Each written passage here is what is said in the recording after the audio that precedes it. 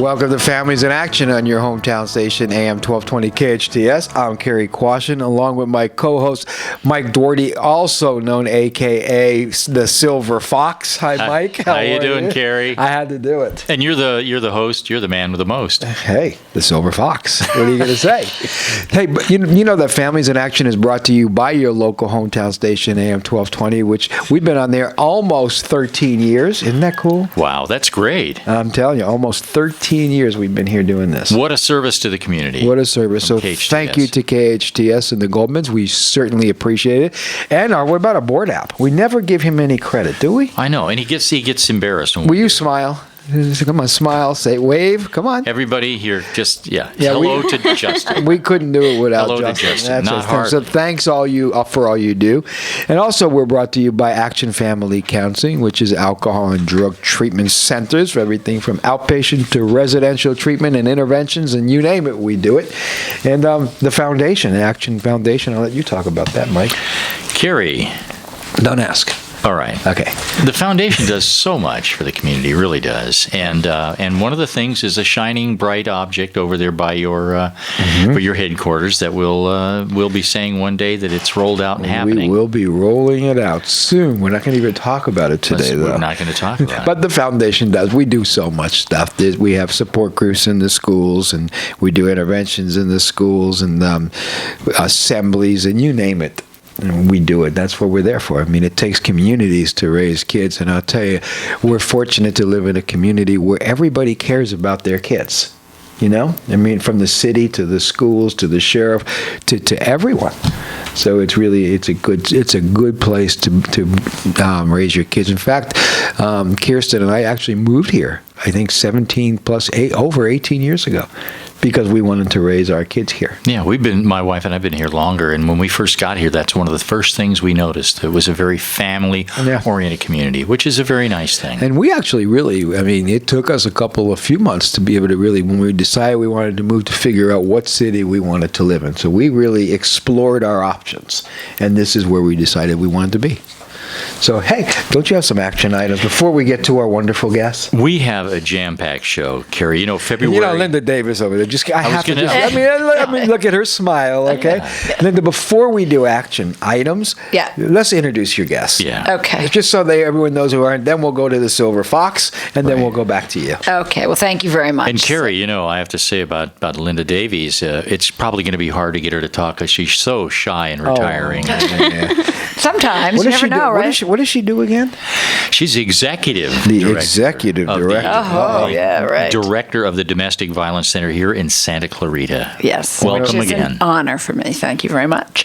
And I'm introducing here Brenda, who is actually the domestic violence specialist, the prevention specialist. She goes into the schools and works with the different schools around healthy relationships is what she does.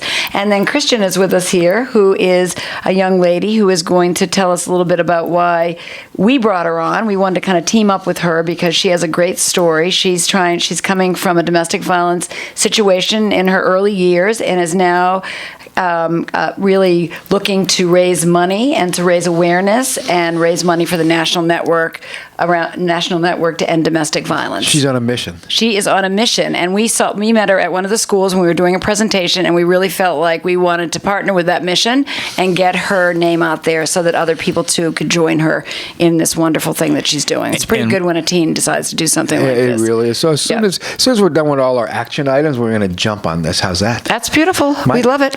And I got to say, Cary, we're all on a mission here today because February is Teen Dating Violence Awareness Month. It's so important. We have to talk about that. Our listeners are going to be, I don't want to use the word shocked, but they're going to be stunned by what they hear. They really are. Mm-hmm. But we have some action items from the action file here. The first one, Cary, we've been talking about this absolutely every week for the longest amount of time. Years. Press conference highlights White House proposal for $1.1 billion with a B in new funding to address opioid abuse epidemic. What do you think that is? You think somebody looked under the rug and found out that we had a problem? A problem? We don't have a problem. We have an epidemic. There you go. When it comes to opioids. I mean, think about it. Well, we're losing 50,000 lives a year. 50,000. lives a year to overdoses. That's just drug overdoses. That's not including the suicides, the car crashes, and everything else, the domestic violence, the rape. I mean, I can go on for days when it comes to substance abuse. 50,000 a year just in overdoses. If there was anything else, car crashes, guns, whatever it is, everybody be screaming. Screaming. And I've been screaming for how many years? Long time. Now everybody's starting to. Good. Yeah. $1.1 billion. The new funding includes $1 billion in mandatory spending spread over 2 years to expand access to treatment for prescription drug abuse and heroin use. And they're going to be looking at treatment, completed treatment, and sustained recovery. Now, yeah, I was going to say something about it. I didn't want to go there. Okay. And you're going to like this, Cary. Actually, I will go there. Okay. I mean, our deaths are down, but we still lost 9 people last year. That's a lot. 9 people here in Santa Clarita. 9 people to substance abuse overdoses. And you're going to like this. The strength of each... I don't like any part of that, but yeah. No. I'm saying what I'm about to read you're going to like. Of course you're going to like that. But the strength of each state's strategy to respond to the problem is going to be gauged. So they're going to be looking at the whole thing. They're going to be looking at it. And by the way, this is nice. In the press release, it says dealing with the opioid epidemic has a tremendous amount of bipartisan support in Congress. And as we all know, that's hard to get. But you know, I've been saying this forever, and I'll say it forever and a day. I don't know anybody that doesn't know somebody that's got a problem with alcohol or drugs. I don't know anybody that it hasn't affected their life somehow. So I guess it's hitting home to everybody now, even in the Congress.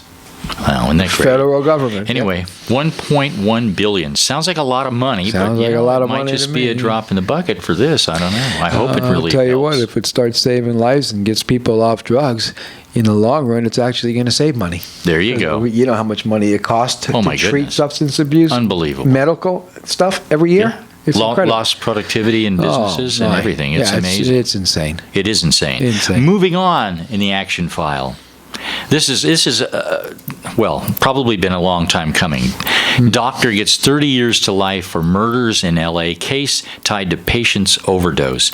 Dr. Lisa Singh sentenced to 30 years to life for murder of 3 patients who fatally overdosed, making her the first doctor to be convicted of murder in the U.S. for overprescribing drugs. Crazy, huh? It is crazy. And you know what? They're probably all going to be watching very carefully what they prescribe. Well, I think, you know what, I think everybody's watching very carefully what doctors are prescribing right now.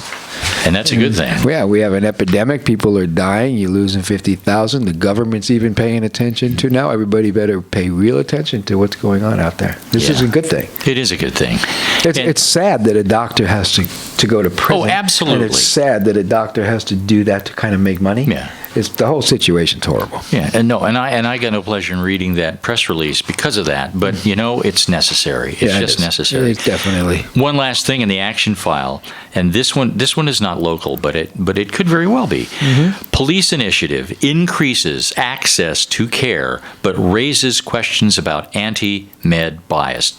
This is from Gloucester, Massachusetts. Police chief there announced on Facebook last spring that he would accept drug users' drugs and equipment and send them to treatment instead of arresting them for possession. Treatment providers and patient advocates were full of praise. But now there seems to be a bit of a bias towards the meds in treatment. Right. Well, meds are always, there's two thoughts when it comes to treating people. Yeah. One is complete abstinence, which we all want to do. I own rehabs. I don't want people on drugs. I don't want to give people drugs to keep them off drugs. But with these opioids and these chronic addicts that are going, and no matter, they've been in and out of treatment 7, 8, 9 times. They're going from rehab to rehab. The Suboxone and methadone is there's some statistics showing that, hey, there's some success to that. So us treatment providers really has to kind of change our thinking a little bit. Yeah. But the good news here is that they're doing something. They're moving forward. Oh yeah. No, it's great news. Are you kidding? If we can save lives. And everybody, I'm used to hearing people say, if we could save one life, well, the heck with that. I want to save a lot of lives. Right. And any movement forward is a good news. Anything forward is a good news. We ready to talk about that thing? You want to bring old Linda Davis in? What do you know? Again, I'm going to say it. You know what I meant. You know why you're old Linda Davis? How many times you been on this show? A lot of times. You're old for this show. Yeah, You've been here lots, and we love when you're here because you're one of our local heroes. You're kind of one of them that are out there fighting the battle. Thank you. That you don't hear about unless you need to.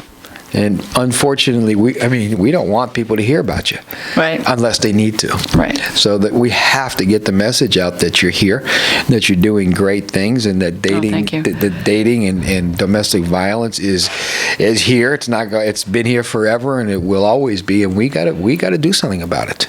So you've been actually doing something. You're the executive director of the Domestic Violence Center, and you've been doing something. Tell us a little about you and why you're doing this, and then we're going to jump into it. Okay.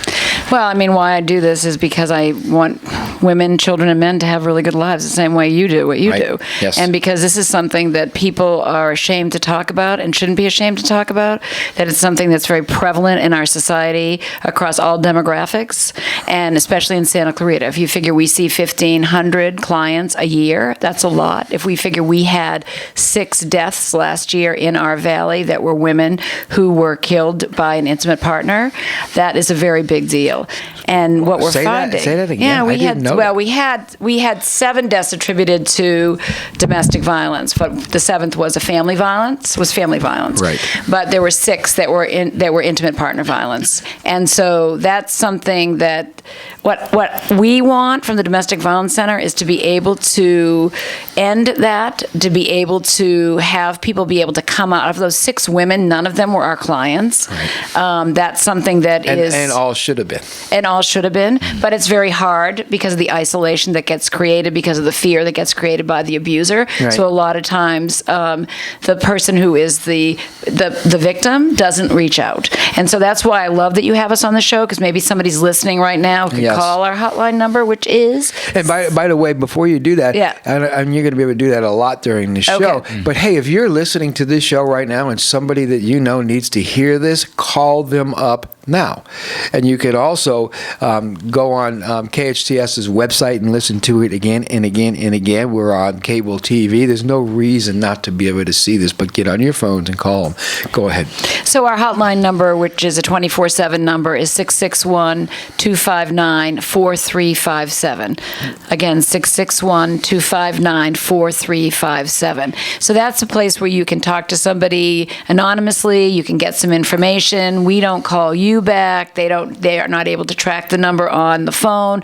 If you go to our website, which is dvc-scv.org, there's also a button on that website that you can immediately press so that it goes to something different, so that if somebody was to walk in the room, they wouldn't know that you were looking for anything to do with domestic violence. And that phone call could be a lifesaver. Absolutely. That's what we. I think the blessing of what we do is that we're able to transform lives. That people come in, tell their secrets to us, and then we're able to give them the resources that they need to be able to change their lives. And that's a pretty amazing thing to be able to do. So, right. And Linda, I think for our listeners out there who are saying, well, just how bad is this program? I want to read something here that really about dating abuse is unbelievable. Each year, nearly 1.5 million high school students nationwide, these are kids, are experiencing physical abuse from a dating partner at a rate far higher than any other forms of youth violence. Teen dating violence impacts 1 in 3 adolescents in the United States through physical, sexual, emotional, and verbal abuse. More than half of girls surveyed reported mutual aggression in their relationship, meaning that both she and her partner were physically aggressive toward each other, male and female. Yeah. Wow. I have another stat that kind of supports that too, which is that among adult victims of rape, physical violence, and or stalking by an intimate partner, 22% of women and 15% of men first experience some form of partner violence between 11 and 17 years of age. Yes, I read that. So parents, I think the thing that parents don't understand, and it's been interesting because, I'm going to have Brenda talk a little bit about the program that we're doing in the schools, but getting into the schools, talking about this is so important, and people don't. I envy what you have now, because I think for a long time you weren't able to kind of get out and say, hey, this is happening in our community. Right. Nobody wanted to hear it, right. And I think that's where we're at now with domestic violence. Nobody wants to hear that it's happening that much, and that when kids are involved in relationships, that they are in love with each other, that there is the peer pressure. And by the way, I want to just piggyback on that, because I hear this from parents all the time.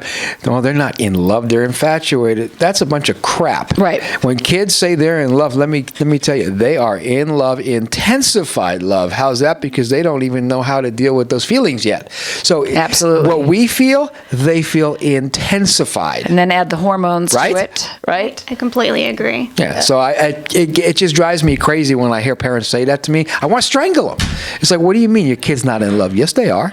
But that's why very few teenagers reach out and talk to their parents about what's happening with them, because either their parent doesn't think they're dating, doesn't think they're sexually active, they don't want to know what's going on really with them. Let's just put our heads in the sand Right. and pretend nothing's going on. Right. And so they don't know where to reach out. And so we've really been working closely this year with the schools and the high schools to be able to go in. I know we've talked about maybe being able to share some of those resources, searches with your program as well. But Brenda, do you want to talk a little bit about what the In Touch with Teen program is, and how we're doing that in the schools? Yeah, so we're going to high schools. Yeah, that Mike's like your new best friend, right? Yeah. Love that microphone. I love it. So we're going into high schools here in San Cristobal Valley, and we're kind of educating and creating the awareness with these teens, and we're going into a curriculum that's created by Peace Over Violence. So we want to educate them and create that awareness, so when we leave, they can also educate their peers and be that standard. If they see a friend or someone in that relationship, they're educated. They have that awareness in them to be able to help. And girls talk among themselves, right? Yes. So they could say, well, I'm having this problem. And another girl could say, you know what you can do about that? Exactly. That would be a good thing. Yeah, we can educate them instead of saying, oh, no, bashing on that person. Right. We educate them in how to approach the situation. Yeah, and especially when it comes to youngsters, because first of all, brains aren't developed yet. Right. Emotions are going crazy. If they're in love, they don't know much different. Right. They're starting to date, and all kinds of, well, maybe she loves me, maybe he loves me, that's why they're doing it. There's insecurities all over the place. And what we need to get the message that no dating violence is okay. Absolutely. And the sad part, too, is that our media does not show that as well. Media basically shows that people have multiple sexual partners, Yeah. 100, and they're talking about teenage viewers see 143 instances of sexual behavior on network television at prime time each week, with portrayals that 3 to 4 times as many sexual activities occur between unmarried partners as between spouses. Right. So it's almost like it's okay to, I have to have a boyfriend, I have to have sex with this boyfriend, and that just leads to that kind of ownership and isolation that can happen in a domestic violence situation. They glorify it, number one, and number two, peer pressure is with social media today. Even add that to the mix. Oh. Right. Absolutely. It's crazy. Absolutely. What's going on around? What's going on with kids with their cell phones and computers? I mean, don't get me on a roll. And Cary, this speaks to No, what I'll you go talk crazy. about all the time. This, how much time do you spend with your child? I mean, this you can't educate them about this if you're only saying Kristen, how you doing. Brenda, Brenda, you guys, you're a little bit younger, so you could probably agree with this just a little. I mean, we're pretty young here too, even the board ops laughing there, Justin. No, but here's how it goes in most homes. If there's a mom and dad even living together, I mean, it is California, divorce capital of the world, right? Yeah. But and if they're living together, they're both usually at home. But little Michael, he goes to school. No, let's not go there yet. Little Michael, he's 15. He's getting ready to go to sleep. What's the last thing he does before he goes to sleep? I check my cell phone. No. Yes. Right? That's what I was going to say. Instagram, Twitter, Yeah. whatever it is. So now he's going to sleep with his friends and maybe even FaceTime. Yeah. What is the first thing he does when he wakes up before he uses the restroom? Social media. Social media. Then he wakes up and he goes to school. If he sees mom or not, it's a minute. Comes home from school. If there's a mom even living together, right? They're both at work in most homes. So who's waiting for him? Social media. Yeah. His friends. So we come home as parents. How was your day, Mike? Good. How was school? It was okay. Do you have any homework? I done it. Are you hungry? I ate. Back to their room with who? Social media. So it's so different today. Social media is a great thing. It's also a horrible thing. Right. Because the average parent spends between 2 and 10 minutes a day with their kids, teenagers. So how are they supposed to do anything that we're talking about here? But check this out. There's 3 types of kids. I know we have to do this, and I want to get to you guys, but there's 3 categories of children. Number one, they're high risk. No matter what kind of a parent you are, they're going to get themselves in trouble, use drugs, fight, have sex, whatever it is. You got to really manage those kids. That's the smallest category. The next category, no matter what kind of a parent you are, they're level-headed children. They're going to go to school, get good grades, stay away from drugs, really respect their bodies and that kind of stuff. That's another category that's kind of low. And here's the largest category. These are what you call the fence sitters. They're going to go with the flow. Parental involvement, parents that eat together, hang out, play together. Those kids usually do pretty good. But with that lack of parental involvement now, those are the kids we're losing. Social media is taking over, peer pressure is kind of getting them, and they're swaying to the wrong side. They're making poor decisions.